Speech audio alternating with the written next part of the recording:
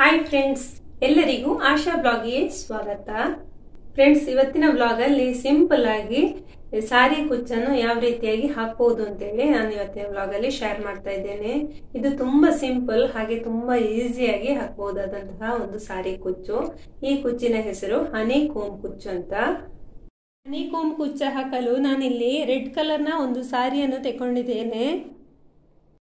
ಹನಿ ಕೋಮ್ ಕುಚ್ಚ ಹಾಕಲು ನಮಗೆ ಬೇಕಾಗುವ ಮೆಟೀರಿಯಲ್ ಅಥವಾ ಸಾಮಗ್ರಿಗಳು ಸಿಲ್ಕ್ ಥ್ರೆಡ್,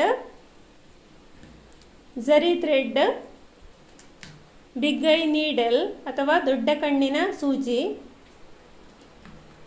ಸಣ್ಣ ನೀಡಲ್ ಅಥವಾ ಸಣ್ಣ ಕಣ್ಣಿನ ಸೂಜಿ. ಇವಿಷ್ಟು ಹನಿ ಕೋಮ್ ಕುಚ್ಚು ಹಾಕಲು ನಮಗೆ ಬೇಕಾಗುವ ಸಾಮಗ್ರಿಗಳು ಅಥವಾ ಮೆಟೀರಿಯಲ್ಗಳಾಗಿವೆ. ಫಸ್ಟ್ ನಾವು ಸಾರಿಯ ಸೆರಗಿನ ಭಾಗವನ್ನು ಈ ರೀತಿ ಬಿಡಿಸಿಟ್ಟುಕೊಳ್ಬೇಕು. ನಂತರ ಒಂದು ಅಳತೆಯ ಟೇಪನ್ನು ಇಟ್ಟು ಈ ರೀತಿಯಾಗಿ 1 ಸೆಂಟಿಮೀಟರ್ನ ಗ್ಯಾಪಿನಲ್ಲಿ ಒಂದೊಂದು ಮಾರ್ಕನ್ನು ಮಾಡ್ತಾ ಹೋಗಬೇಕು. ಸಾರಿಗೆ ಮಾರ್ಕ್ ಮಾಡಿ ಆದ್ಮೇಲೆ ಈ ರೀತಿಯ ಒಂದು ಹಳೆ ಬುಕ್ಕ ಅಥವಾ ಕಾರ್ಡ್ ಬೋರ್ಡ್ ಯಾವ್ದಾದ್ರು ತೆಕ್ಕೊಂಡು ಅದಕ್ಕೆ ಈ ಸಿಲ್ಕ್ ಥ್ರೆಡ್ ಅನ್ನು 6 ಎಳೆಯಷ್ಟು ಸುತ್ತಿಕೊಳ್ಬೇಕು. ನೋಡಿ, ಈ ರೀತಿಯಾಗಿ ಸುತ್ತಿಕೊಳ್ಬೇಕು.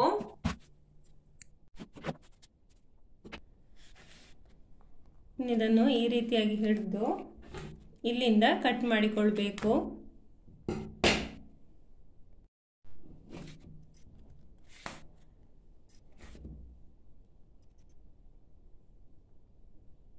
ಆಗ ನಮಗೆ ಇಂಥ ದಾರ ಸಿಗ್ತದೆ.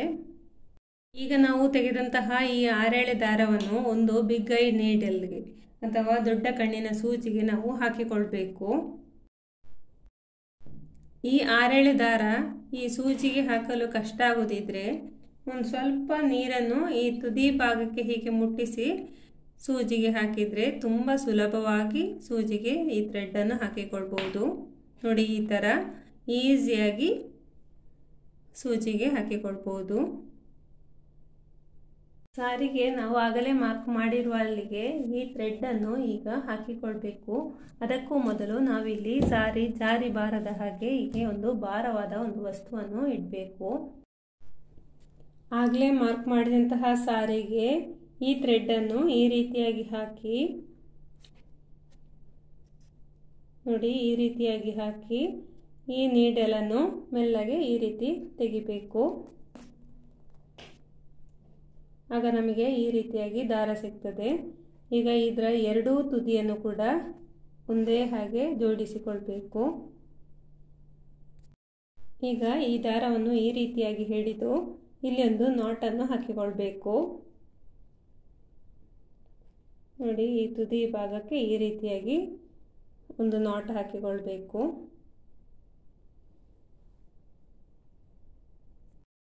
ಇದೇ ಥರ ಪ್ರತಿಯೊಂದು ಮಾರ್ಕಿಗೂ ಕೂಡ ಈ ರೀತಿ ದಾರವನ್ನು ಹಾಕ್ತಾ ಬರಬೇಕು. ಫ್ರೆಂಡ್ಸ್, ಇವಾಗ ಮತ್ತೆ ಪುನಃ ಅದೇ ರೀತಿ 6 ಎಳೆ ಸುತ್ತಿಕೊಳ್ಬೇಕು, ಮತ್ತೆ ಸಾರಿಗೆ ಹಾಕಿಕೊಳ್ಬೇಕು.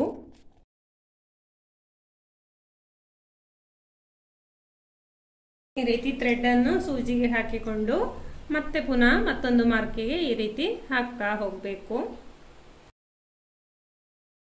ಥ್ರೆಡ್ಡಿನ ಎಲ್ಲ ತುದಿಗಳು ಒಂದೇ ರೀತಿ ಇರುವ ಹಾಗೆ ಮಾಡಿ ಇಲ್ಲಿ ಒಂದು ನಾಟನ್ನು ಹಾಕಿಕೊಳ್ಬೇಕು.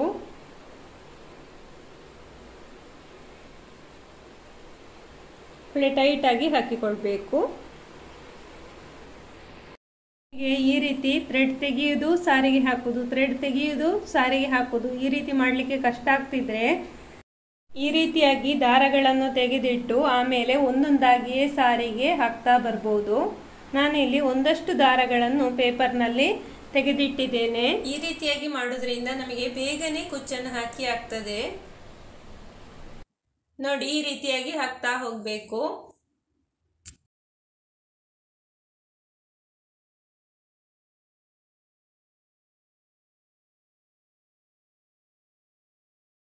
ಫ್ರೆಂಡ್ಸ್, ಈಗ ಸಾರಿಗೆ ಥ್ರೆಡ್ ಅನ್ನು ಫಿಕ್ಸ್ ಮಾಡಿ ಆಯಿತು.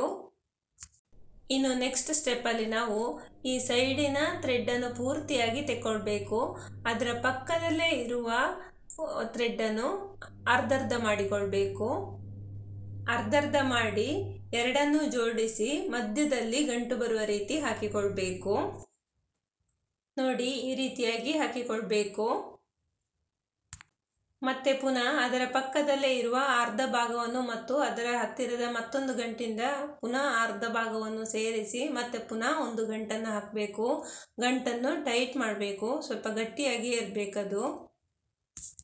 ಇದೇ ರೀತಿಯಾಗಿ ಎಲ್ಲ ಥ್ರೆಡ್ಡನ್ನು ಅರ್ಧ ಅರ್ಧ ಮಾಡಿ ಮಧ್ಯಕ್ಕೆ ಗಂಟು ಬರುವ ರೀತಿ ಹಾಕ್ತಾ ಹೋಗಬೇಕು.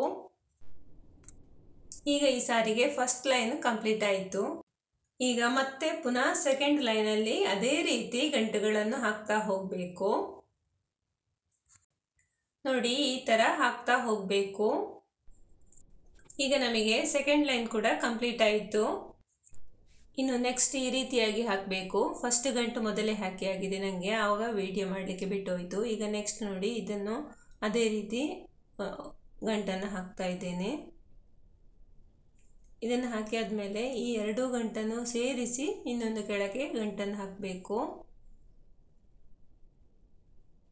ನೋಡಿ ಈ ರೀತಿಯಾಗಿ ಹಾಕಬೇಕು. ಆಗ ನಮಗೆ ಈ ರೀತಿಯಾಗಿ ಕಾಣಿಸ್ತದೆ. ನೆಕ್ಸ್ಟ್ ಪಕ್ಕದಲ್ಲಿ ಇರುವಂತಹ ಥ್ರೆಡ್ಡನ್ನು ಪೂರ್ತಿಯಾಗಿ ತಗೊಳ್ಬೇಕು. ಹಾಗೆ ಮಧ್ಯದಲ್ಲಿರುವಂತಹ ಥ್ರೆಡ್ಡನ್ನು ಅರ್ಧ ಅರ್ಧ ಮಾಡಿ ಎರಡಕ್ಕೂ ಸೇರಿಸಿ ಗಂಟು ಹಾಕಬೇಕು.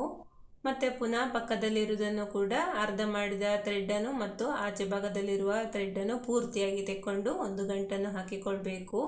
ಅದಾದ ಮೇಲೆ ಎರಡೂ ಗಂಟನ್ನು ಸೇರಿಸಿ ಅದರ ಮಧ್ಯದಲ್ಲಿ ಬರುವ ರೀತಿ ಇನ್ನೊಂದು ಗಂಟನ್ನು ಹಾಕಿಕೊಳ್ಬೇಕು. ನೋಡಿ ಈ ರೀತಿಯಾಗಿ ಹಾಕಿಕೊಳ್ಬೇಕು. ಇದೇ ರೀತಿ ಎಲ್ಲವನ್ನು ಕೂಡ ಮಾಡ್ತಾ ಹೋಗಬೇಕು.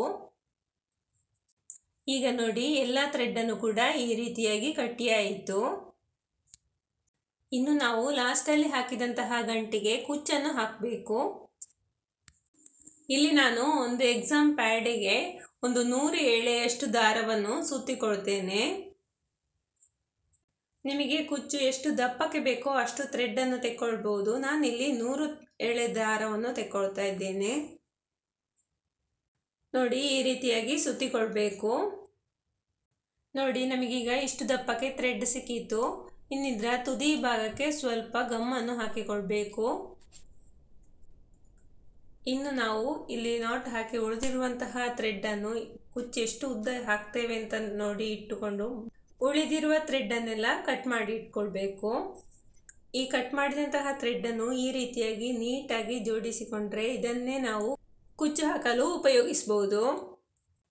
ಇನ್ನು ನೆಕ್ಸ್ಟ್ ಚಿಕ್ಕ ಸೂಜಿಗೆ 4 ಎಳೆ ದಾರದಂತೆ ಜರಿ ಥ್ರೆಡ್ಡನ್ನು ಹಾಕಿ ಸೆಟ್ ಮಾಡಿ ಇಟ್ಕೊಳ್ಬೇಕು.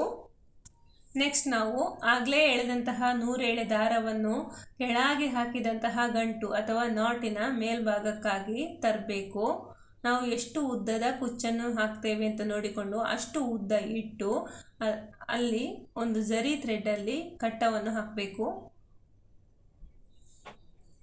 ನೋಡಿ ಈ ರೀತಿಯಾಗಿ ಸಿಲ್ಕ್ ಥ್ರೆಡ್ಡನ್ನು ಗಟ್ಟಿಯಾಗಿ ಹಿಡ್ಕೊಂಡು ನಂತರ ಜರಿ ಥ್ರೆಡ್ಡಲ್ಲಿ ಗಂಟನ್ನು ಹಾಕಿಕೊಳ್ಬೇಕು. ಈ ಜರಿ ಥ್ರೆಡ್ಡನ್ನು ನಾವು 3-4 ರೌಂಡಿನಷ್ಟು ಸುತ್ತಿಕೊಂಡ್ರೆ ಅದು ನೋಡಲಿಕ್ಕೆ ಕೂಡ ಚಂದ ಕಾಣ್ತದೆ, ಹಾಗೆ ಕಟ್ಟ ಕೂಡ ಗಟ್ಟಿ ನಿಲ್ತದೆ. ಇನ್ನು ಈ ಜರಿ ಥ್ರೆಡ್ಡನ್ನು ನಾವು ಈ ಜರಿ ಥ್ರೆಡ್ ಹಾಕಿದಂಥ ಕಟ್ಟದ ಮೇಲಿನ ಭಾಗದಿಂದ ಕೆಳಭಾಗಕ್ಕಾಗಿ ಸೂಜಿಯನ್ನು ಹಾಕಿ ತೆಗಿಬೇಕು. ನೋಡಿ ಈ ರೀತಿಯಾಗಿ ಹಾಕಬೇಕು. ಇನ್ನು ಈ ಕುಚ್ಚನ್ನು 1 ಇಂಚಿನಷ್ಟು ಇಳಿತ ಇಟ್ಟು ಬಾಕಿ ಇರುವ ಥ್ರೆಡ್ಡನ್ನೆಲ್ಲ ಕಟ್ ಮಾಡಿಕೊಳ್ಬೇಕು. ಇದೇ ಥರ ಎಲ್ಲದಕ್ಕೂ ಕುಚ್ಚನ್ನು ಹಾಕ್ತಾ ಬರಬೇಕು. ಕುಚ್ಚನ್ನು ಕಟ್ ಮಾಡುವಾಗ ಎಲ್ಲವೂ ಒಂದೇ ರೀತಿಯ ಉದ್ದ ಇಟ್ಟು ಕಟ್ ಮಾಡಬೇಕು. ಒಂದು ಉದ್ದ ಒಂದು ಕುಂಟು ಆಗಬಾರ್ದು. ಫ್ರೆಂಡ್ಸ್, ಫೈನಲಿ ಸಾರಿಗೆ ಕುಚ್ಚು ಹಾಕಿದ್ದಾಯಿತು. ನೋಡಿ ಎಷ್ಟು ಚೆನ್ನಾಗಿ ಕಾಣಿಸ್ತಾ ಉಂಟಲ್ವಾ. ಫ್ರೆಂಡ್ಸ್, ನೀವು ಕೂಡ ನಿಮ್ಮ ಸಾರಿಗಳನ್ನು ಬೇರೆ ಕೊಟ್ಟು ಕುಚ್ಚು ಹಾಕಿಸಿದ್ರ ಬದಲು ನೀವೇ ಈ ರೀತಿಯಾಗಿ ಕುಚ್ಚನ್ನು ಹಾಕ್ಬೋದು. ಮಾತ್ರ ಅಲ್ಲದೆ ನಾವು ಬೇರೆ ಹೊರಗಿನಿಂದ ಸಾರಿಯನ್ನು ತೆಕ್ಕೊಂಡು ಕುಚ್ಚು ಹಾಕಿಕೊಟ್ರೆ ದುಡ್ಡು ಕೂಡ ಸಂಪಾದಿಸಬಹುದು. ಫ್ರೆಂಡ್ಸ್, ಹನಿಕೋಮ್ ಕುಚ್ಚನ್ನು ಯಾವ ರೀತಿಯಾಗಿ ಹಾಕೋದು ಅಂತ ನೋಡಿದ್ರೆ ಅಲ್ವಾ. ಹಾಗಾದ್ರೆ ಮತ್ತೊಮ್ಮೆ ಹೇಳ್ತಾ ಇದ್ದೇನೆ, ಪ್ಲೀಸ್ ನನ್ನ ಚಾನಲ್ನ ಸಬ್ಸ್ಕ್ರೈಬ್ ಮಾಡಿ, ಹಾಗೆ ಲೈಕ್ ಮಾಡಿ, ಹಾಗೆ ನಿಮ್ಮ ಫ್ರೆಂಡ್ಸ್ಗಳ ಜೊತೆ ಶೇರ್ ಕೂಡ ಮಾಡಿ. ಮುಂದಿನ ವ್ಲಾಗ್ ಅಲ್ಲಿ ಸಿಗುವ. Thank you for watching. Bye.